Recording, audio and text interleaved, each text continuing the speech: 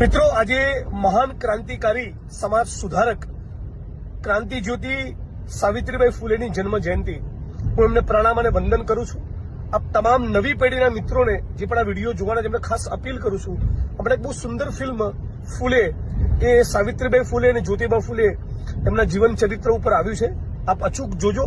સાથોસાથ આપણે બધા જ લોકોએ આ મહાન વ્યક્તિત્વને એટલા માટે યાદ કરવા જોઈએ કે આપણા દેશમાં જે પણ દીકરીઓ, બહેનો, માતાઓ આજે સત્તાના સ્થાન ઉપર છે, બ્યુરોક્રેસીમાં છે કે જગતના કોઈ પણ ક્ષેત્રમાં આગળ વધી છે દેશના, એ બધાના મૂળમાં શિક્ષણ છે. અને શિક્ષણનો પાયો આપણા દેશમાં કોઈએ નાખ્યો હોય કે સાવિત્રીબાઈ ફૂલેએ નાખ્યો.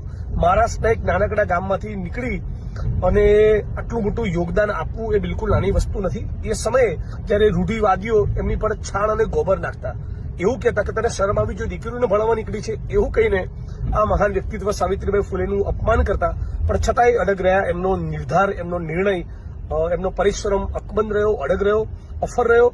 ઝૂક્યા નહીં, રૂઢિવાદીઓની સામે સતત લડતા રહ્યા, સતત સંઘર્ષ કરતા રહ્યા. અને એનું પરિણામ છે કે આપણા દેશમાં અત્યારે અનેક બેન દીકરીઓ, માતાઓ ધારાસભ્ય, સંસદ સભ્ય, મંત્રી બની શકી છે, આઈએએસ, આઈપીએસ બની શકી છે. પોતાના ઘર પરિવારમાં, સમાજમાં, દેશ દુનિયામાં બોલતી થઈ છે, લખતી થઈ છે, લડતી થઈ છે, જર્નાલિઝમમાં છે, મીડિયામાં છે. આ બધાના મૂળમાં પાયો છે શિક્ષણનો, અને શિક્ષણના પાયાના મૂળમાં છે સાવિત્રીબાઈ ફૂલે. આવા સાવિત્રીબાઈ ફૂલેની જન્મ જયંતિ પર આપણે બધા જ એમને યાદ કરીએ અને એમનાથી પ્રેરણા લઈએ.